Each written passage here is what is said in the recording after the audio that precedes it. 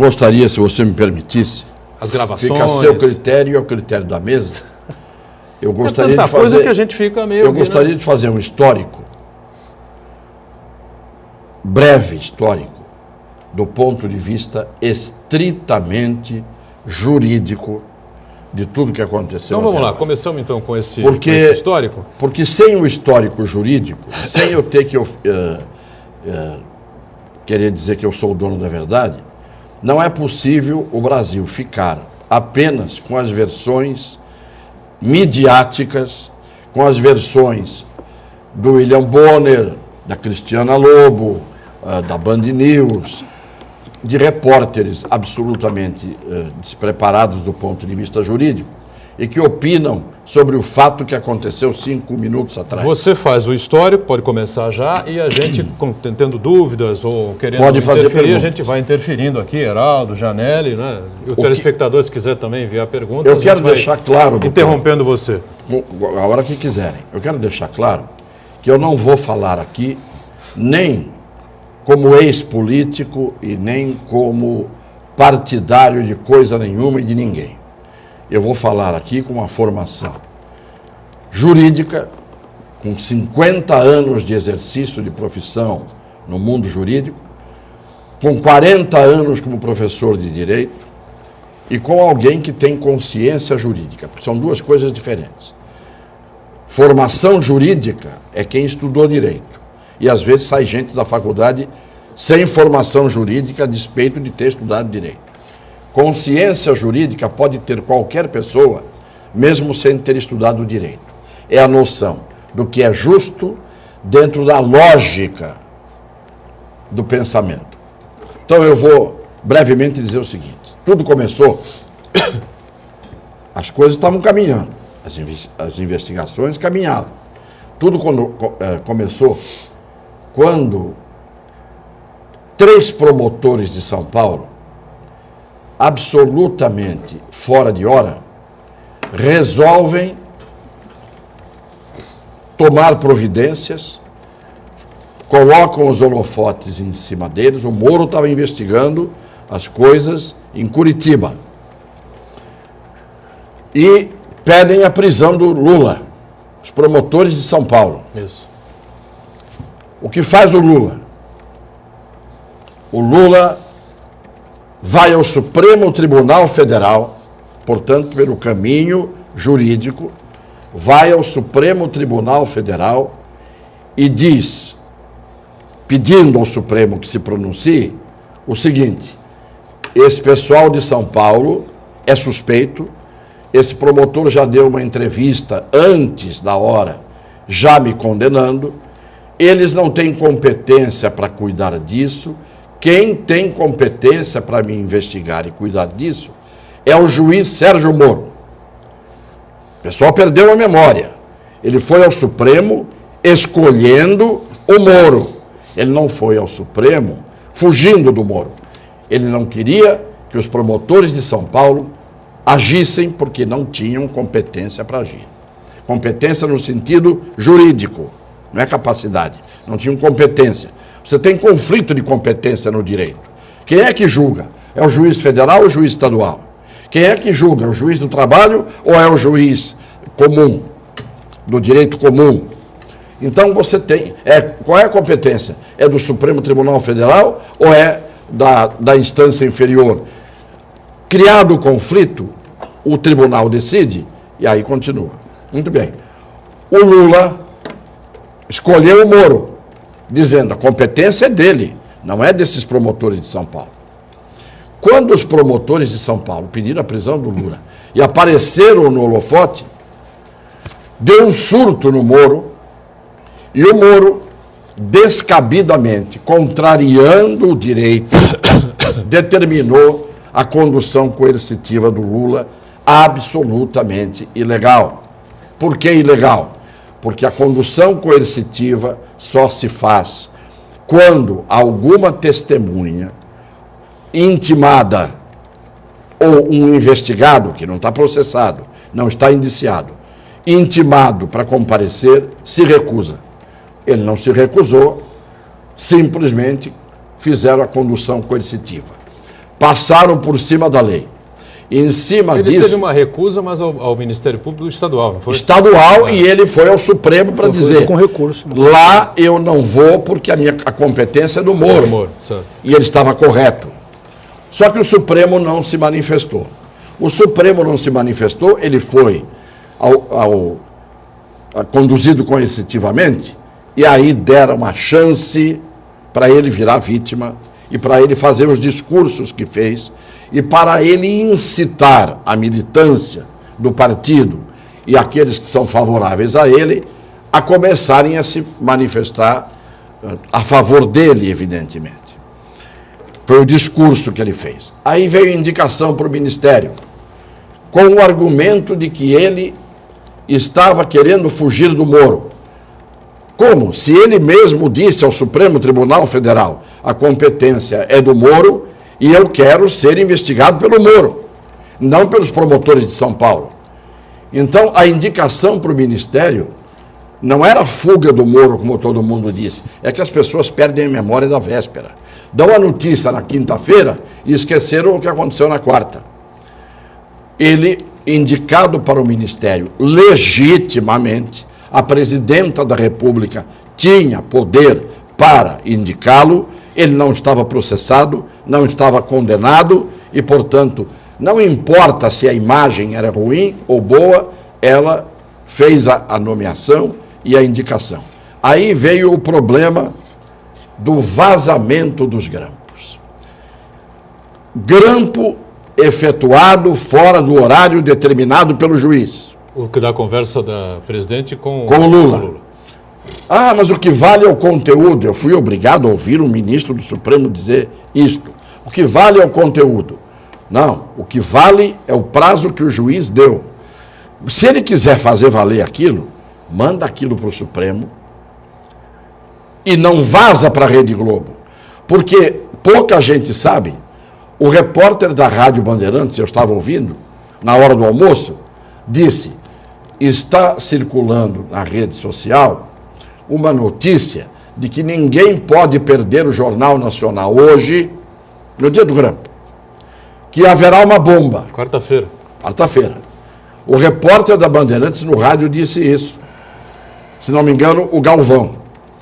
Aí ele disse, é mentira, nós estamos acompanhando os fatos, isso não vai acontecer, isso é para dar audiência, ou é boato, é para dar audiência para o Jornal Nacional. Não era, não. O Moro tinha vazado para a Rede Globo a notícia. Só que o que aconteceu?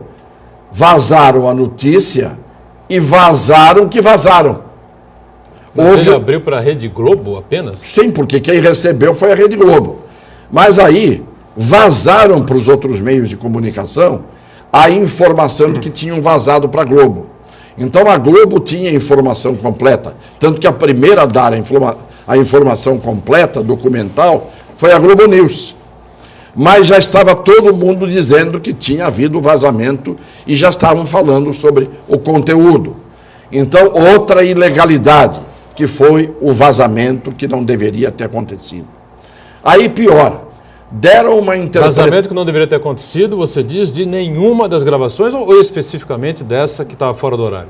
Nenhuma gravação. Desta que estava fora do horário, porque envolvia uma conversa da presidenta da República. E não importa se ela telefonou para ele ou não telefonou para ele. Quando você tem uma conversa da presidente da República, está na lei. Quiserem mudar a lei, mudem, mas isso é no mundo inteiro. Ela estava conversando com ele. Muito bem. O que é que ela disse? Distorcer o conteúdo. Ela disse, eu estou te mandando aquele papel que é para a gente ter e usar em caso de necessidade. Ela não disse, eu estou te mandando aquele papel para você ter e para você usar se precisar. Tanto que você viu que o papel não estava nem assinado por ela. Mas eu acho que ninguém prova que aquele papel era o papel. Não importa, ela está dizendo, eu estou mandando aquele papel que é para a gente ter e usaria em caso de necessidade. Como ele estava com a mulher doente e passou no Sírio-Libanês e não estava certo de que ele ia à posse, o papel assinado seria levado e ela faria a posse. Muito bem. Aí vem o quê?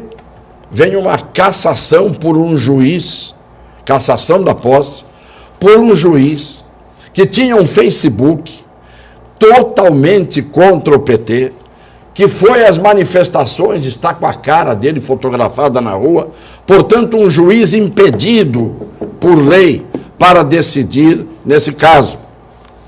Tudo isso que eu estou falando é para dizer o seguinte. Não, inclusive com o nome, com o número 45 do Aécio, né? Claro, claro. O Carta Preta. Então o juiz estava impedido. E o Moro está se valendo hoje, o Moro e uma corrente do Supremo Tribunal Federal, do que é chamado de positivismo. É uma corrente nova que diz o seguinte: a Constituição é relativa. Uma corrente nova, tem alguns defensores dessa corrente. Constituição é relativa e a lei é relativa. Garantia individual na Constituição não pode prevalecer. O que tem que prevalecer é o interesse coletivo. Portanto, toda a nossa Constituição, que é estruturada em cima de direitos e garantias individuais, está sendo interpretada por alguns juízes sob a luz do positivismo, não é o positivismo. O nome da doutrina é positivismo, que diz: rasgue-se a Constituição e cada um dos juízes a interpreta como quiser. Por que eu estou fazendo isso? Para defender o Lula? De jeito nenhum. Fui o primeiro aqui a dizer que ele tem que ser investigado até o fundo. Agora, aparecem com um contrato de venda e compra do sítio que encontraram dentro do sítio. Nem assinado por ele, nem assinado pelo vendedor. Se o sítio é dele, tem um contrato em branco que nenhum dos dois assinou, ou ele está comprando, então não é doação e não é favor, ou ele não está comprando porque ninguém assinou. Então as pessoas não param para raciocinar que para você pegar algum bandido, você tem que ter provas e tem que fazer as coisas dentro da lei. Isto vale para mim, para o Boturão, para o Janelli, para o Heraldo, para a Rubeni e para todos. Eu, com a minha formação jurídica, posso, dentro de mim, como ser humano, achar que todo mundo tem que ser condenado e ir para a cadeia. Mas na hora em que eu tendo uma formação jurídica, eu me estupro no meu conhecimento jurídico e sou obrigado a defender essas ilegalidades, então eu sou vil, eu sou um ser abjeto, eu sou um ser repugnante. Não é possível a gente abrir mão do nosso conhecimento. É como se um médico que tem uma formação médica dissesse, num determinado momento, por interesse secundário, que você não tem um câncer, que você tem uma gripe, só para te agradar, e você não se trata. Não é possível. A gente tem que, dentro do direito, fazer o direito. Fazer valer o direito. É isto que eu queria explicar. Volto a dizer, não tenho absolutamente nada a favor do Lula. Não é que aquela eu não tenho nada contra, não tenho nada a favor dele. Agora, sou a favor do direito. Enquanto nós, no Brasil, caminharmos assim, nem no tempo da ditadura se ousou tanto. Porque no tempo da ditadura eles escancararam e disseram: o habeas corpus não vale mais nada. Rasgaram a Constituição e disseram: não tem habeas corpus para preso político. Com todas as letras. Se é para fazer isso, façam agora. E então instaurem e instalem a ditadura da toga, a ditadura da cabeça do juiz. Não é assim. O Moro tem todas as condições de fazer o trabalho que ele está fazendo, mas faça isso dentro da lei, porque senão nós todos perdemos as nossas garantias de cidadãos. É o que eu queria dizer do ponto de vista apenas jurídico. Sei que tem muita gente de má fé que vai dizer: o Cassione defendeu o Lula. Não, o Cassione defendeu o direito, a Constituição e a lei. Sabe por que eu estou defendendo isso? Porque amanhã eu estou defendendo a Constituição, que tem que proteger os meus filhos, tem que proteger a mim, ou tem que fazer com que os meus filhos e eu vamos para a cadeia se a gente tiver alguma coisa errada contrariando a lei e a Constituição. Vamos aproveitar esse tempo para o intervalo, depois a gente abre a discussão, o debate sobre esse tema e outros importantes, né? Porque hoje, além de tudo, dessa confusão toda, é o último dia para políticos com mandato mudarem de partido nessa tal janela política, janela eleitoral, chamem como quiser, né? E em São Paulo a confusão está armada também no PSDB, né? O vereador André Matarazzo decidiu sair do partido, então, por desistência, o candidato do PSDB à prefeitura será o empresário João Dória, né? João Dória, empresário e homem de comunicação também, João Dória, que eu acho que na vida nunca nem circulou a pé por São Paulo, mas será o candidato dos tucanos. Vamos para o intervalo e o painel regional volta já já. Muito bem, a gente volta na sequência aqui do painel regional com o Janelli, Heraldo, Cassione, Rubeni, atenta à participação do telespectador, né, nosso grande companheiro do dia a dia. E eu deixo aberto aqui ao Janelli, o Heraldo queria colocar uma questão sobre tudo que o Cassione abordou no bloco anterior, claro, referente aí a essas atuações do Ministério Público aqui de São Paulo, do juiz Sérgio Moro, envolvendo aí o governo, o ex-presidente Lula, enfim. Heraldo. Jogar um pouquinho mais de lenha nessa fogueira, perguntar para o professor Cassione, que ele já historiou a situação toda, mas eu vou fazer a seguinte questão. Professor, quando do mandado de condução coercitiva, os promotores de São Paulo ainda não tinham pedido a prisão do Lula, não é? E agora, recentemente, quando o juiz liberou, né, os áudios das gravações, o que se fala também é que ele, juiz Moro, também estava grampeado pela ABIN. E isso seria um motivo pelo qual, né, ele acabou suspendendo o sigilo, porque já estava ou já estaria preparando a prisão do Lula. Só que com o monitoramento, isso é o que se fala, né? Com o monitoramento disseram, olha, Brasília já sabe e já nomeou, a presidente já mandou, inclusive, uma edição extra do Diário Oficial, consolidando já a nomeação do Lula como ministro. Isso não são fatos históricos. O Moro fez um pronunciamento ontem, não disse uma palavra sobre isso. Eu me valho sobre os fatos concretos e analiso os fatos concretos. O que estão dizendo não me interessa. Se o que estão dizendo é o que o Moro estava grampeado pela ABIN, não tem prova. Ninguém disse isso. Se tivesse isso, era também gravíssimo e uma ilegalidade. Mas uma ilegalidade cometida pelo Poder Executivo, que é muito mais, vamos chamar assim, menos aberrante do que uma ilegalidade cometida por um membro do Supremo Tribunal Federal. O Celso de Mello, que para mim é o melhor ministro do Supremo Tribunal Federal, o que eu mais respeito, o decano, por exemplo, fez uma defesa do Supremo com base num pronunciamento que o Lula não fez publicamente. Falou do Supremo numa conversa de telefone. Tem gente hoje que está até condenando os palavrões que foram ditos. É claro que se ele tivesse feito um discurso na condição de homem público, falando publicamente aqueles palavrões, seria um absurdo, né? Ele teria que ir para o hospício e para a cadeia. Metade dele para o hospício, outra metade para a cadeia. Hoje encontrei um advogado que defende exatamente isso que você... Agora, na hora em que a gente está falando aqui entre nós no intervalo, claro, quantas vezes sai o palavrão. Claro. E quantas vezes você faz críticas e colocações que jamais, hipótese alguma, você poderia fazer no ar, porque eu exigi provas de você ia ser processado e o diabo descarrega. Então, o erro que ele cometeu, por exemplo, ele disse: o Supremo Tribunal Federal está totalmente acovardado. O erro foi a palavra totalmente. Porque se ele dissesse: alguns ministros do Supremo são covardes, eu bateria palmas para ele e para quem dissesse isso, porque eu digo isso sempre aqui. Muito bem. Janelli, pois não. Eu acho que o doutor Cassiano foi perfeito na análise dele. Realmente, essa investigação da Lava Jato, ela está suprimindo muito dos direitos, e esses direitos não é um direito reservado tão exclusivamente ao Lula ou ao PT, mas é um direito de toda uma sociedade. E o Supremo Tribunal Federal está deixando muito a desejar, sim.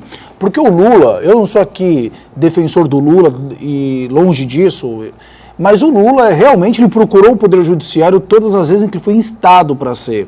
Até no momento que ele não compareceu na investigação junto à Promotoria de Justiça do Estado de São Paulo, ele entrou com requerimento junto ao Conselho do Ministério Público, solicitando... Conselho Nacional do Conselho Ministério Nacional do Público. Ministério Público. Foi um deputado, né? Não, mas representando os interesses do Lula, solicitando a suspensão desse interrogatório, haja vista que tinha que definir realmente a competência. E essa competência levada a ele, até a própria juíza aqui de São Paulo, na hora que ela teve acesso aos autos do processo, ela declinou da competência e mandou para o juiz Sérgio Moro.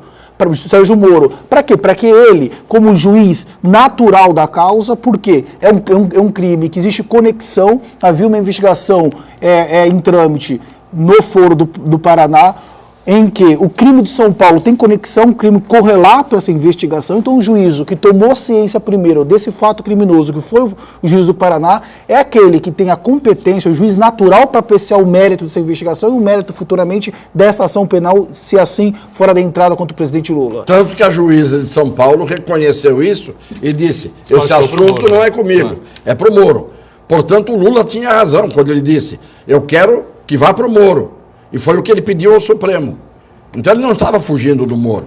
E os promotores de São Paulo, os três, inconformados, recorreram ainda, né? Estão entrando com recurso para ver se o processo volta aqui para a Justiça Paulista. Bom, processo de impeachment foi deflagrado. Eu interrompi o Janelli. Já completou? Ele tinha alguma coisa mais a dizer. Não, sim. Então dentro desses fatores todos apresentados pelo Dr. Cassione, analisando essa investigação, está completamente correto.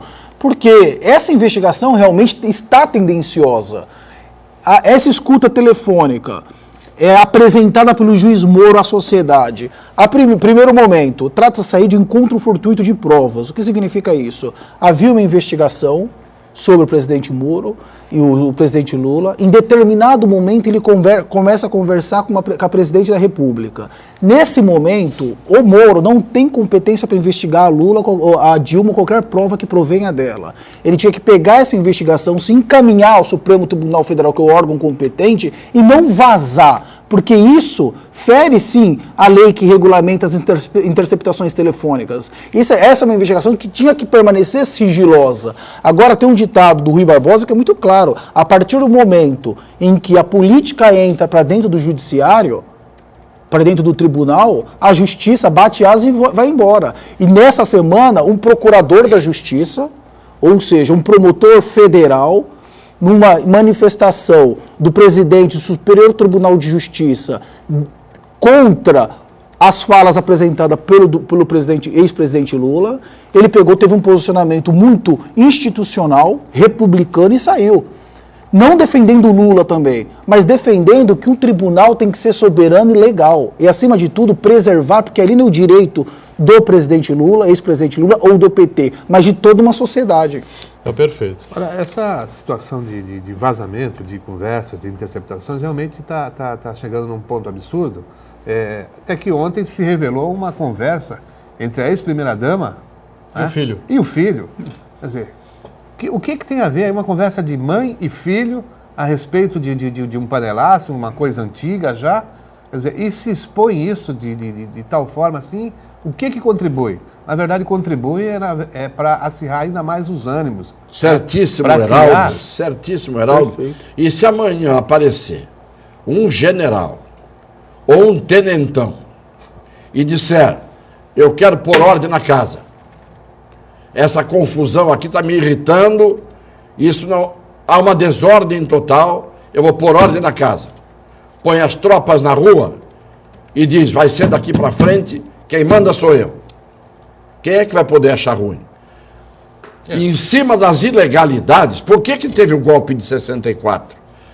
Porque no tempo do Jango estava havendo uma série de ilegalidades. Foi quando o povo foi para a rua, como foi agora, e apareceu o Castelo Branco e disse assim, quem manda aqui agora sou eu. Inventaram também um parlamentarismo, né?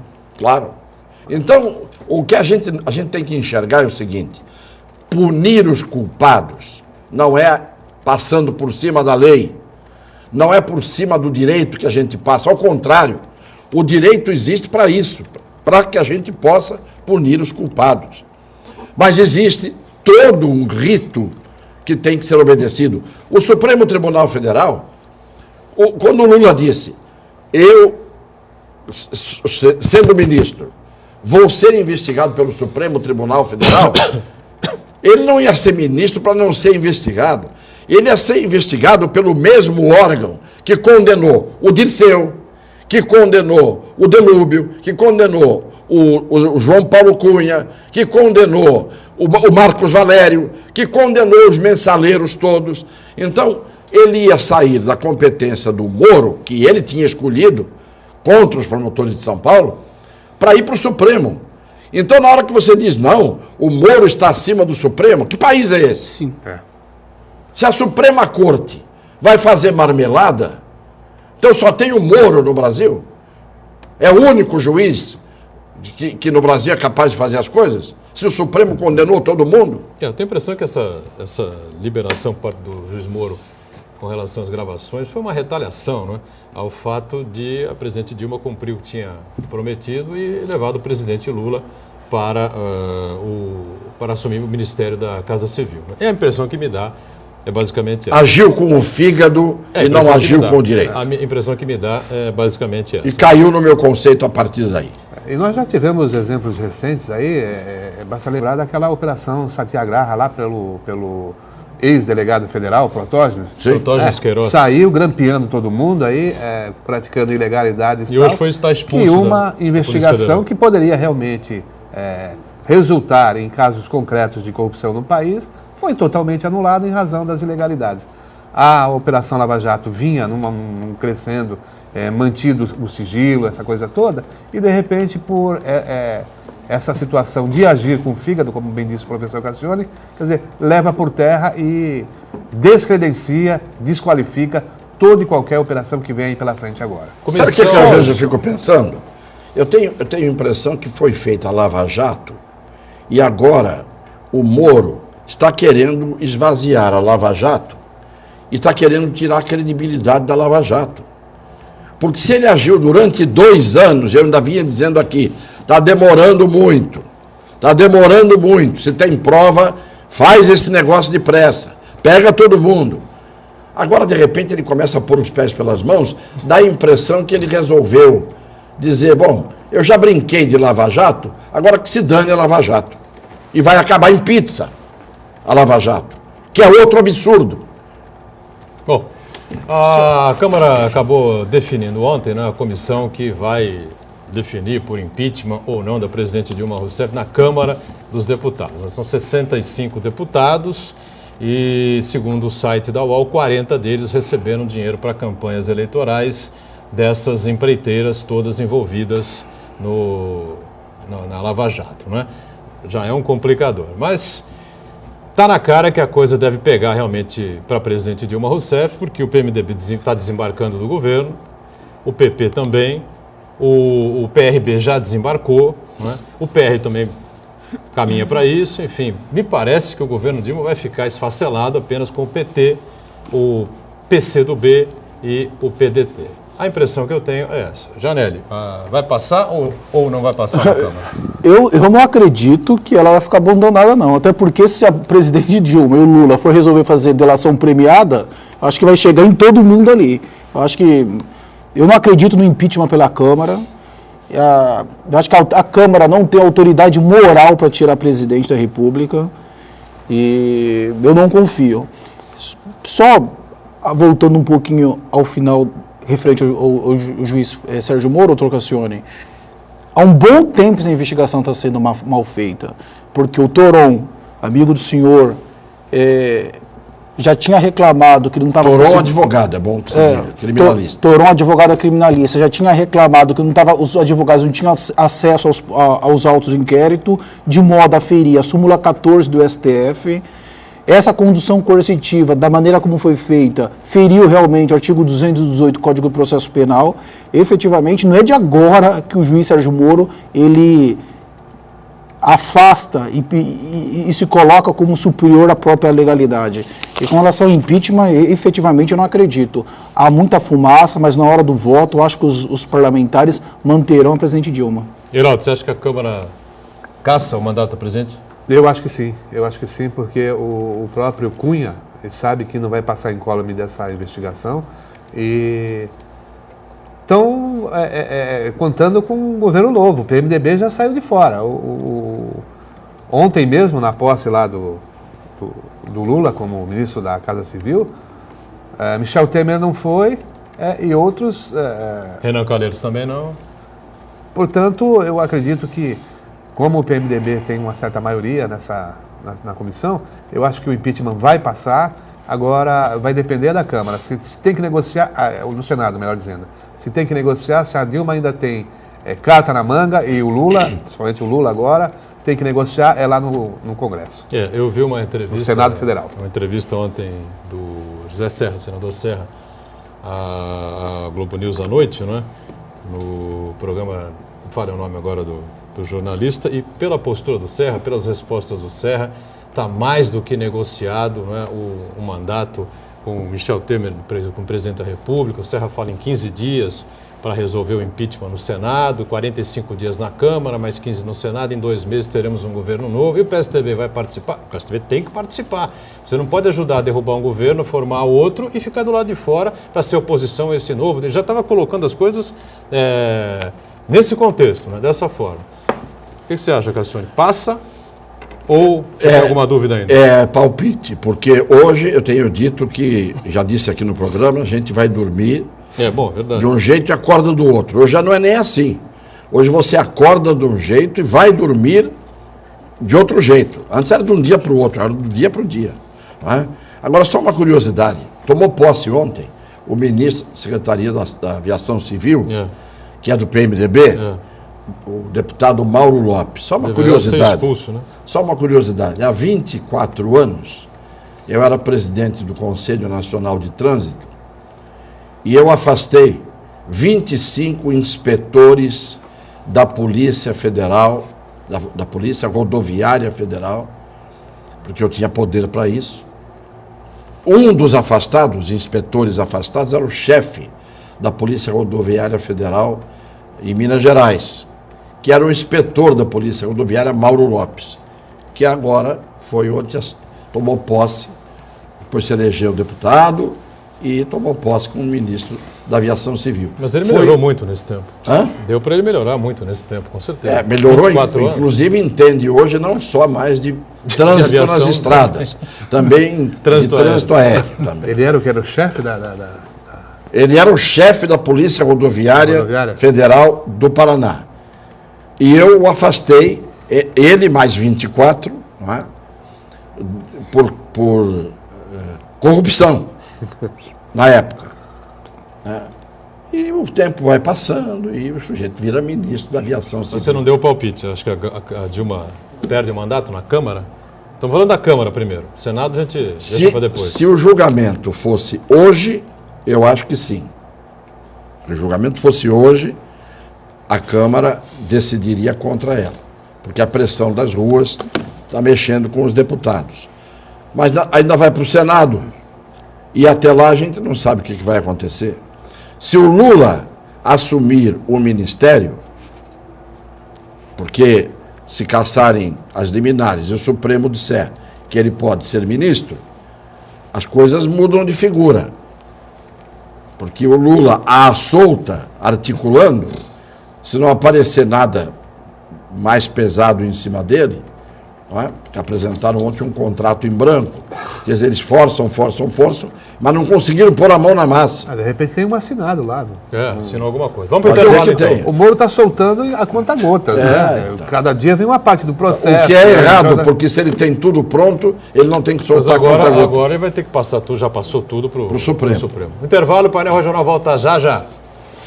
Muito bem, painel regional de volta. Na sequência, a Rubeni Carpanedo atenta aí a participação do telespectador para saber aí se temos dúvidas, perguntas, críticas, enfim, Rubeni. Para começar, a gente tem uma rasgação de seda aqui para o Cassione, para variar, né? Do Uriel. Bom. Meus cumprimentos ao deputado grande jurista Cassione, que acaba de dar uma aula de como o judiciário deve agir sem caracterizar o partidarismo que ocorre atualmente. Uriel. Muito obrigado, Uriel. Só não me chame deputado, senão eu vou ficar muito chateado com você. Hoje tem a passeata em São Paulo, a manifestação do pró-Lula, pró-Dilma, Partido dos Trabalhadores. Eu tenho uma dúvida atroz. Já teve confusão pela manhã. Vai passar em frente ao prédio da Fiesp, será que eles vão ligar lá o verde e amarelo com a tarja preta escrito impeachment e vão pato? colocar o pato na rua? Acho que não vão, né? A Fiesp não vai fazer isso, né? Vai ser uma indelicadeza e vai ter uma confusão danada, vão tentar invadir o prédio, né? Acho melhor não fazer isso, né? Houve os pedidos para que os contra Lula, contra Dilma, não apareçam, né? Respeitando o que aconteceu no domingo, né? Sem dúvida. Diga, Rubeni. Orlando do Boqueirão, para o Cassione. O áudio da presidenta valeu a Constituição, mas o vazamento do Lula... Violou. Deve ser isso.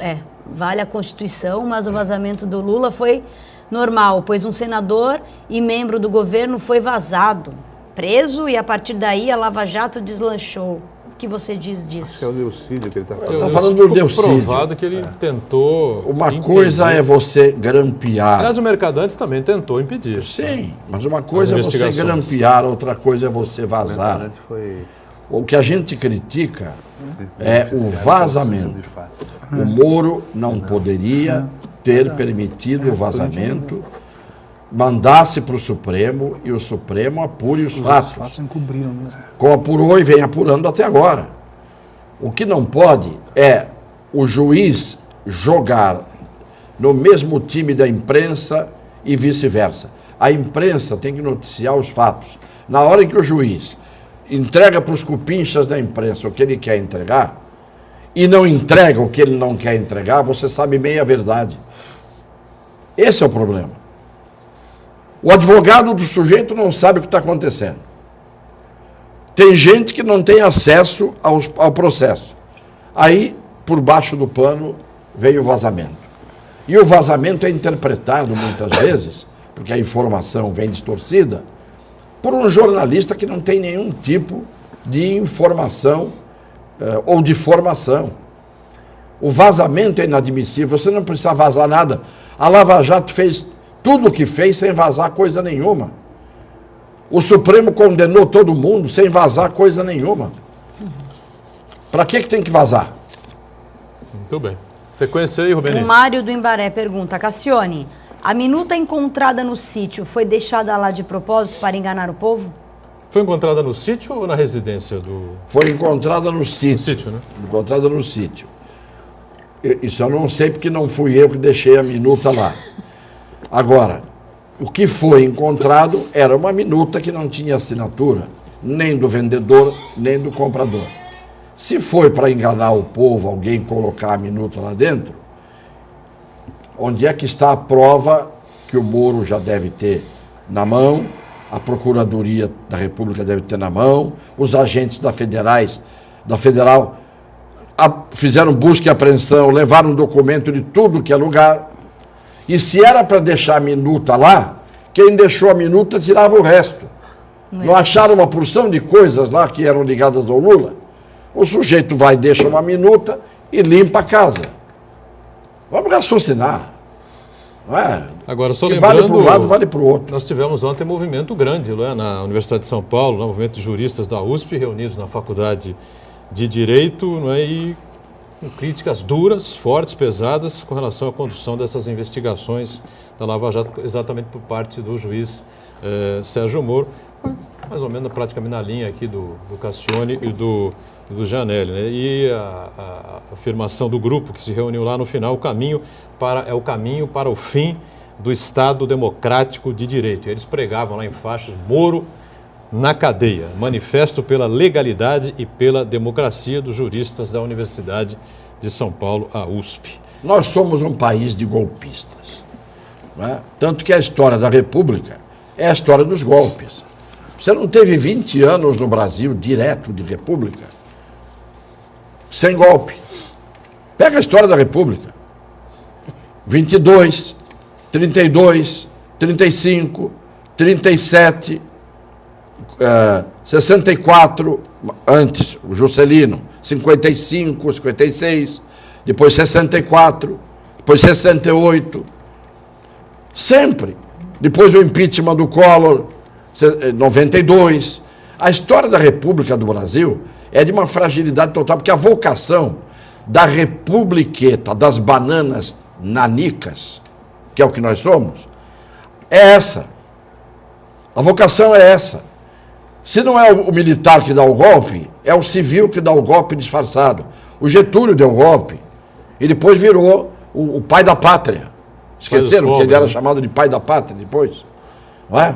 Então, tem gente querendo militar hoje dando golpe. Gente querendo a volta dos militares.